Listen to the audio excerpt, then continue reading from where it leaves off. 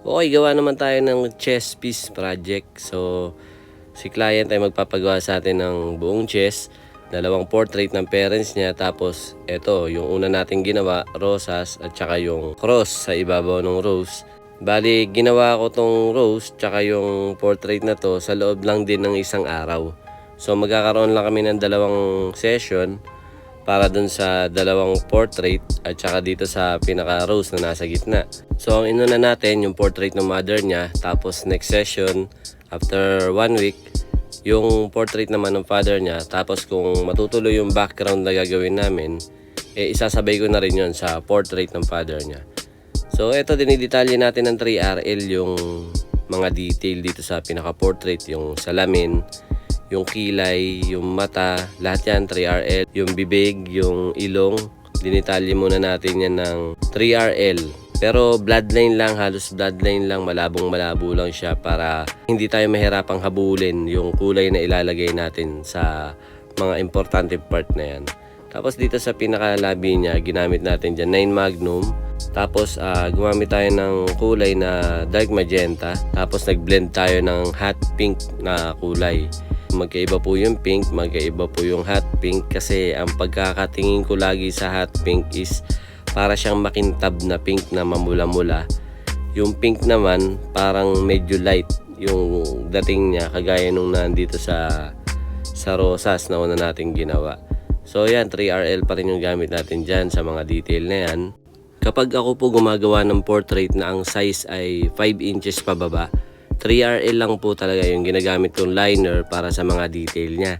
Kasi pagka medyo kinapalan ko yung needle, hindi ko na nasusunod kadalasan yung pinaka-importanting detalye. Kailangan talaga gamitin ko yung pinakamaliit o pinakamanipis. Para sa akin kasi manipis na yung 3RL. Tsaka mas sanay na akong gamitin siya kesa dun sa mga 1RL.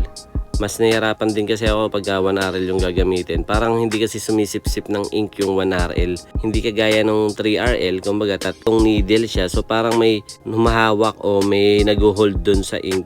Kasi 3RL siya, so tatlong needle. So may mga pagitan siya. Parang mas mabilis niyang na-absorb yung tinta papunta dun sa tip ng needle natin.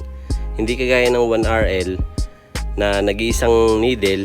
So parang hindi niya na-absorb o parang dumudulas lang yung ink pagka nagsawsaw tayo dun sa ink caps. Hindi kagaya ng tatlong needle o pataas pa, parang may yumayakap dun sa ink, na-absorb niya tapos naiipon sa pinaka needle, sa pagitan ng mga needle, yung ink na pinagsawsawan natin. Yun ay base lang naman sa aking mga naiisip o napag-aralan. Hindi ko naman sinasabing eksaktong yun yung talagang nangyayari kapag nagsasawsaw tayo ng needle sa ink. Kung sa pamamagitan ng 3RL o mas marami pang needle, mas mabilis siya nakaka-absorb ng ink.